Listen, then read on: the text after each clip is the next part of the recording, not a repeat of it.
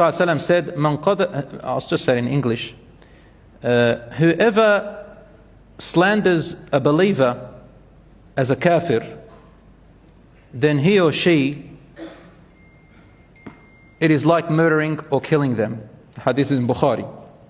Prophet ﷺ also said, if a person says to another person, to his brother or sister, hey, kafir,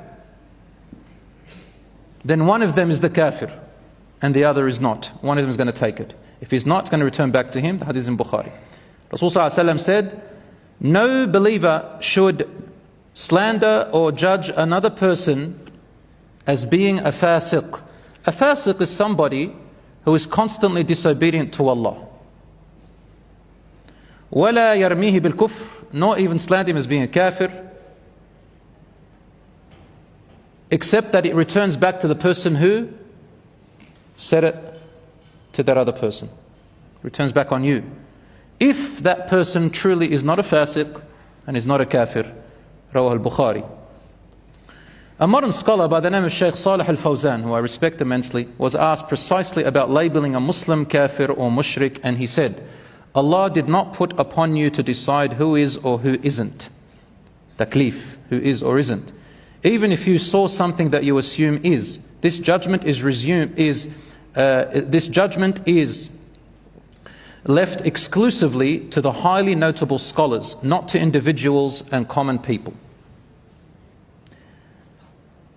Another scholar by the name of Sheikh Uthman al-Khamis quoted Imam al-Suyuti as saying, if it comes to choosing between the two, I would prefer the sin of calling an openly kafir disbeliever a Muslim than calling a Muslim a kafir.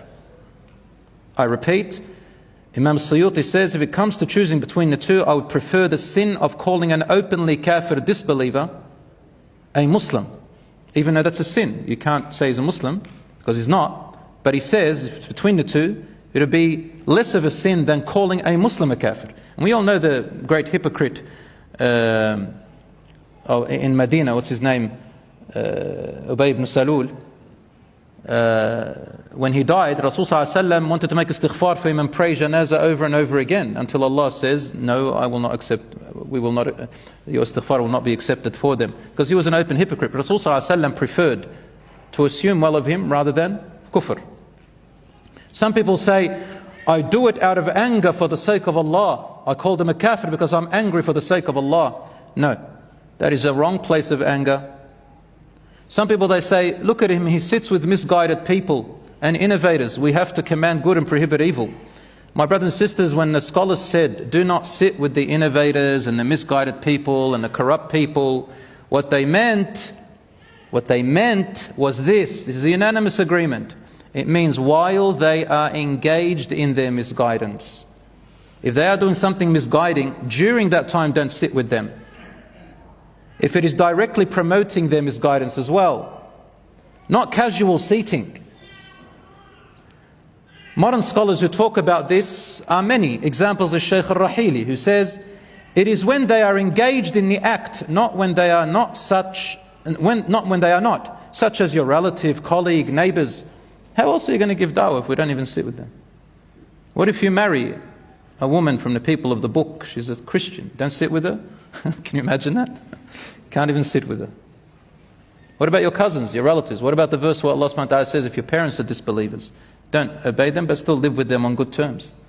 What about the ayah in the Quran where Allah says, لا ينهاكم الله عن الذين لم يقاتلوكم في الدين ولم يخرجوكم من دياركم أن تبروهم وتقسطوا إليهم? Allah does not forbid you from dealing kindly and justly and equitably with those among the disbelievers who do not drive you out of your homes and do not fight you because of your religion and faith. Aren't you going to interact with them?